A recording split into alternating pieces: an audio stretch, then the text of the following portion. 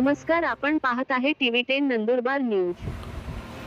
Kalmadi group ग्रामपंचायत उपसरपंचपदी अंकित पाटील यांची बिनविरोधी निवड। शहादा कलमाडी ग्रुप ग्रामपंचायत उपसरपंचपदी अंकित रवींद्र पाटील यांची निवड करण्यात आली। या ठिकाणी उपसरपंच पदाचा एकच अर्ज भरण्यात आला होता। अंकित पाटील यांना सर्व सदस्यांनी बिनविरोधी उपसरपंचपदी निवड करण्यात आली। सरपंच उतऱ्या सुपड्या भिल यांनी अंकित रवींद्र पाटील यांना उपसरपंच घोषित केले। या ठिकाणी कलमाडी ग्रुप ग्रामपंचायतचे सदस्य शैलेश कैलास पाडवी, मीनाबाई दादाभाई निकुंभ, पूजा सुनील ठाकरे, अरुणाबाई सुरेश नवरस, संगीताबाई दशरथ कदम, सुनील विराजा पावरा, सुरेश छगन गोसावी, सुमाबाई उतऱ्या ठाकरे तर निवडणूक अधिकारी म्हणून एस. शेट्टी यांनी कामकाज पाहिले।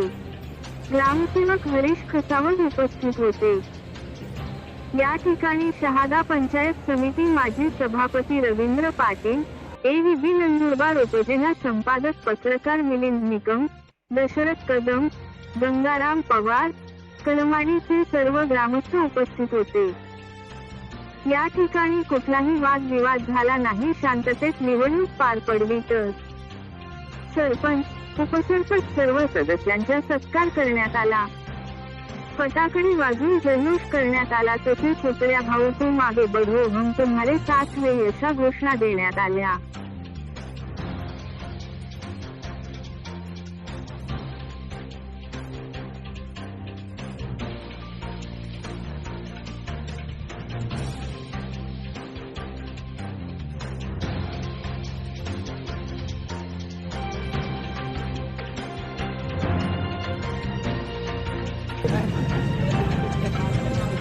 कलमाडी तबो येथे उपसरपंच निवडणूक व्यवस्थित शांततेत पार पडली।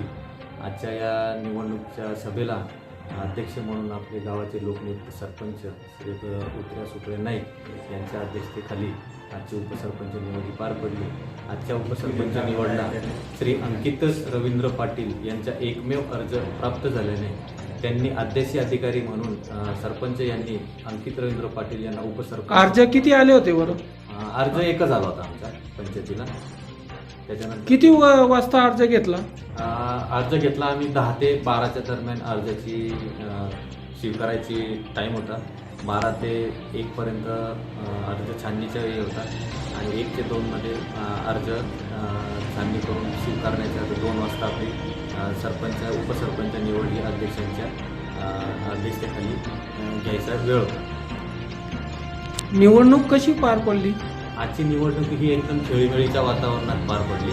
आजच्या निवडणुकीला एकच अर्ज उपसरपंच पदासाठी आल्याने दुसरा कोणाचाही अर्ज आला नाही। 10चे 10 सदस्य जे होते ते सर्व उपस्थित होते। त्यामुळे बिनविरोध ही खेळीमेळीच्या वातावरणात बिनविरोध ही उपसरपंच म्हणून अंकित रवींद्र पाटील यांना जाहीर करण्यात आले। शांततेत पार पडली, कुठलेही वादविवाद झाले नाही आणि कुठल्याही प्रकारचं काही हे झालं नाही। सगळ्या सदस्यांनी सहकार्य केलं।